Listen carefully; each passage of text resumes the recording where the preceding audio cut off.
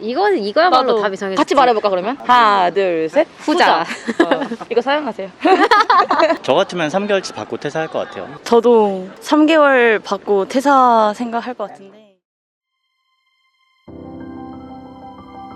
어쩌다 취업해서 고민 많은 이직 준비생들을 위해 준비했습니다.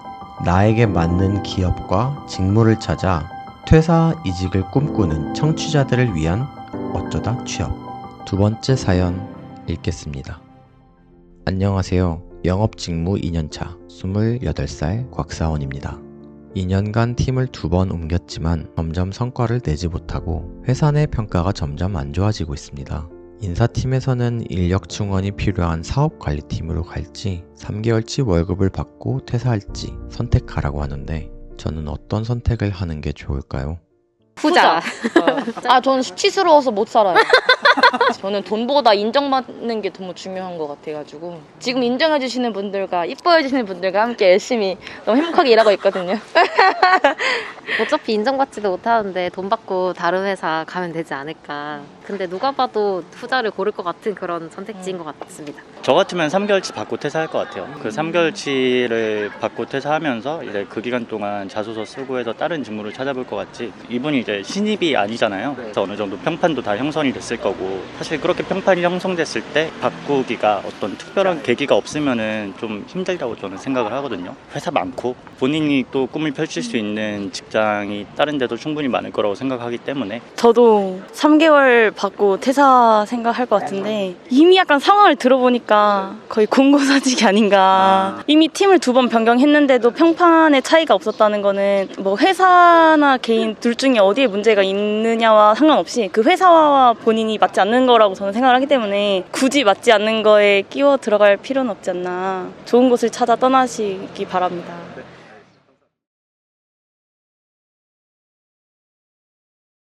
네, 일단은 그 이직은 말리고 싶습니다. 그리고 새로운 직무를 제안하는 것을 받아들이는 거는 좋다고 이제 생각을 합니다. 네네네. 그 이유는 어떤 걸까요? 지금은 직업에 탐색을 하는 기간이기 때문에 충분히 좀 그 시간들을 보내는 게 필요해 보입니다. 한국 시스템 같은 경우는 그동안 학교, 학원, 독서실 하면서 저희가 그동안 시간을 보냈는데 대학교에 와서도 취업 준비하느라 다른 사람과 의사소통하거나 어떤 큰 제목을 가지고 도전해보거나 한 게 없기 때문에 사실상 자기에 대해서 이해하는 폭이 사실 많이 없습니다. 자기가 어떤 측면에서 잘 할 수 있고 어떤 측면에서 내가 견디기 힘들어하는지를 잘 모르기 때문에 지금은 회사에 들어와서 그것을 하고 있는 사람들이 그 활동을 하고 있는 사람들이 많습니다.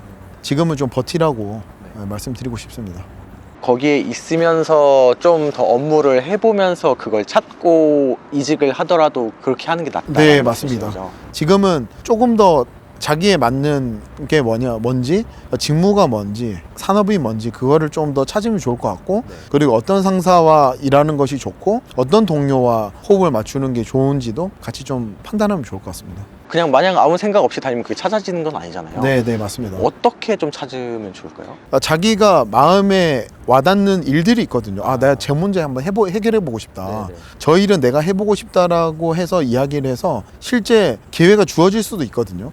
그리고 어떤 사람들은 제가 2년 동안 문을 두드려서 그 직무를 옮기는 경우도 봤거든요. 실제로 그렇게 이제 도전하다 보면 자기에게 맞는 것을 찾게 되는 순간이 오게 됩니다.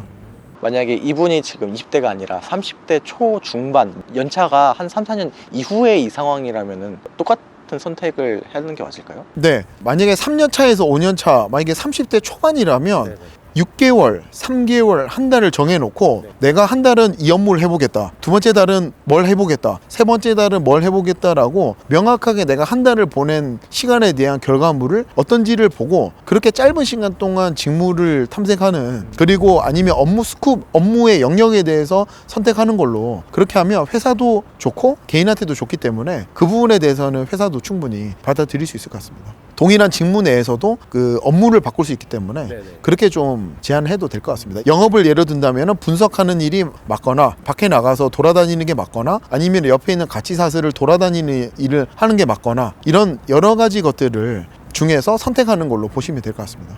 이게 회사에 남아서 자기 전문성을 찾았을 때 성공적인 커리어를 이제 갖게 되는 그런 주변 사례들이 또 있나요? 제 주변에는 그 신입사원 때 보고서를 쓰면은 50명 중에 50등을 하던 친구가 있었어요. 그분이 산업을 옮기고 A급 멘토를 한번 만났거든요.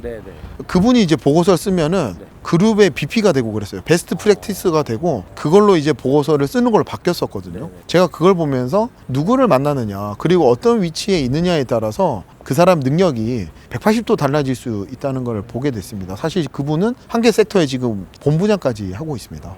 제가 또 조언을 드리고 싶은 거는 분명히 질문해 주신 분이 면접에서 합격해서 입사하신 거잖아요. 그럴 경우에는 면접관들에게 찾아가서 나를 왜 뽑으셨냐, 나의 어떤 강점을 보고 뽑으셨는지를 물어보시면 좋을 것 같습니다. 왜냐하면 그분들이 다른 선택지가 있는데 지원자분을 선택한 거기 때문에 그 부분에 대해서 좀 피드백을 받으시면 자신감을 회복하시지 않을까 싶습니다.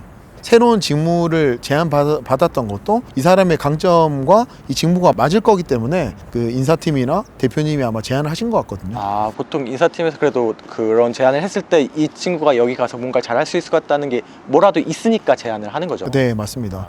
근데 일반적인 인사 시스템에서는 TO가 비게 되면 사람을 채우고자 하는 속성이 있어서 그냥 이제 보내기도 하거든요. 그런데 좀 제대로 된 그 인사 담당자가 있는 경우에는 그냥 적합한 사람이 없으면 비워놓는 게 맞기 때문에 이 정도 회사면은 뜻이 있어서 제안한 것 같습니다.